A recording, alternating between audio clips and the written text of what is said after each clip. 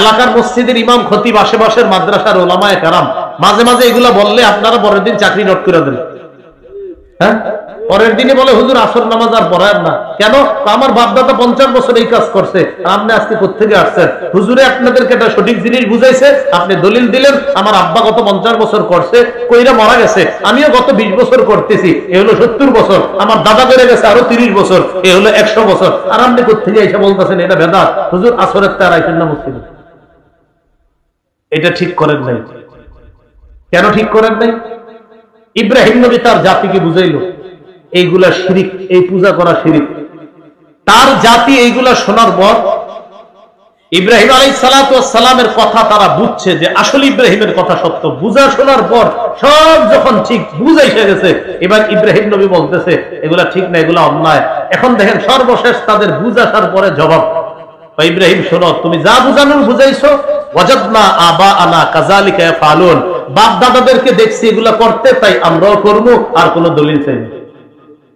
তাহলে বাপ দাদা করছে, এই উত্তরগুলা কাদের? কাফেরদের। ভুল কাজ বাপ দাদা করছে, উত্তরগুলা কারা দিত? কোরআনের অসংখ্য জায়গায় পাইবেন কাফেররা নবীদের কথায় কথায় বুঝাইছে দিত, সর্বশেষ জবাব দিত। নবীর কথা বুঝতো, হা হা তুমি ঠিক বলছো, সব বুঝার পর সর্বশেষ বলতো আমার বাপ দাদা করছে, আমি করি না। আবু তালেব একদম নবী গেছে পাশে বসা রয়েছে, আবু তালেবের পাশে চামচারা বসা লিডাররা।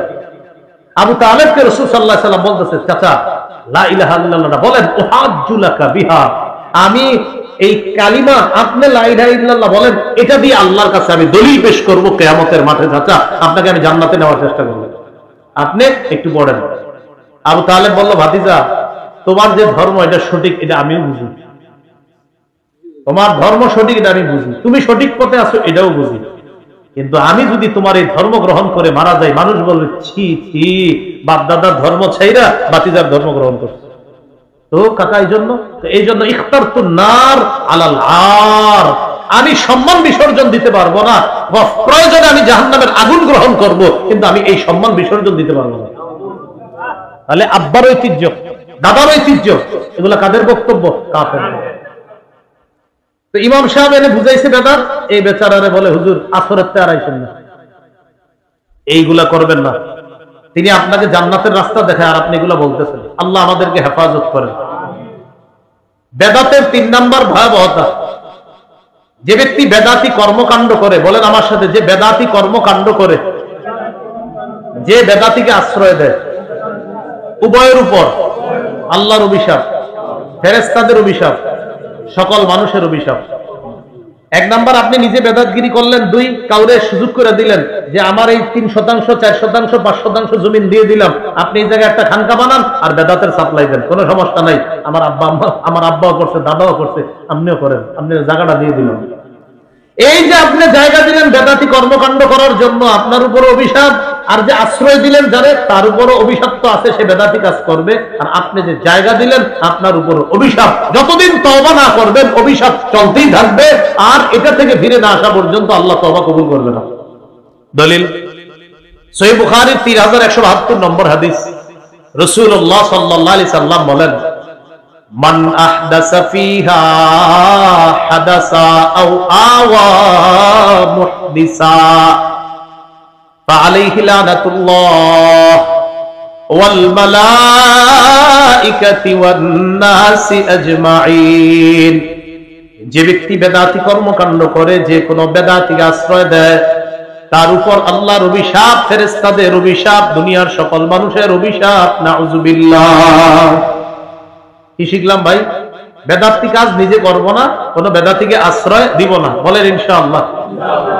বেদাতের 4 নাম্বার ভয়াবহতা, বলেন আমার সাথে, একটা বেদাত কোন এলাকায় প্রতিষ্ঠিত হয়ে গেলে ওই এলাকা থেকে একটা সুন্নত আল্লাহ উঠায় নেয়, সেই সুন্নতটি কিয়ামত পর্যন্ত ওই জাতির কাছে আর ফিরিয়ে দেয় না।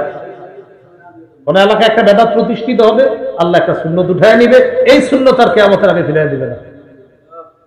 দলিল সুনানে দারিমি, ইমাম দারিমি রাহিমাহুল্লাহ হাদিস আনছেন মুকদ্দিমার মধ্যে 94 নম্বর হাদিস।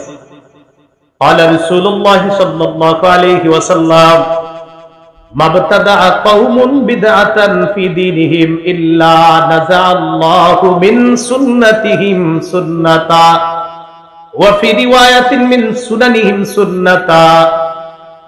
কোন এলাকার মধ্যে কোন জাতি যদি তাদের ধর্মের মধ্যে একটা বেদাত চালু করে, এটা যদি প্রতিষ্ঠিত হয়ে যায়, আল্লাহ তাআলা ওই এলাকা থেকে একটা সুন্নত উঠায় নেয়। সুম্মা লা ইয়ারুদ্দুহা ইলাইহিম ইলা ইয়াউমিল কিয়ামাহ, কিয়ামত পর্যন্ত এই সুন্নত ওই জাতির কাছে আল্লাহ ফিরিয়ে দেয় না। এইজন্য এলাকার উলামায়ে হযরত আছেন, এলাকাবাসীর কাছে আমার উদাত্ত আহ্বান, এলাকার মধ্যে যদি কোনো বেদাত দেখেন চালু হয়, কেউ যদি কোনো বেদাত প্রতিষ্ঠিত করে, আলেমদের সাথে মিলেমিশে সম্মিলিতভাবে ওই বেদাতের প্রতিবাদ করবেন, ওই বেদাতকে এলাকা থেকে দূর করবেন। না হয় কপাল খারাপ, কিন্তু আপনাদের সুন্নত কিন্তু আল্লাহ উঠায় নেবেন। ইবনে মাজার বর্ণনা 2865 নম্বর হাদিস, 2865 নম্বর হাদিস।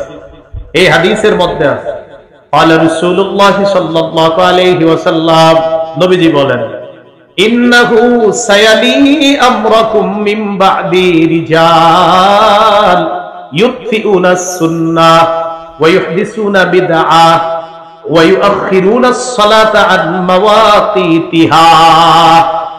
নবী বলেন, আমার পর তোমাদের ধর্মীয় দায়িত্বশীল হবে এমন মানুষরা যারা সুন্নতকে মিটায় দিবে। যারা কি মিটায় দিবে? সুন্নত।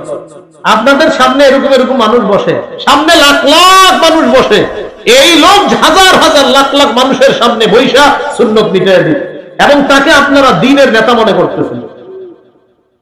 নবীজি বলতেছেন, আমার পরে ধর্মীয় নেতা হবে এমন এমন মানুষ, ইউতফিউনা সুন্নাহ, যারা সুন্নতকে নিভিয়ে দিবে।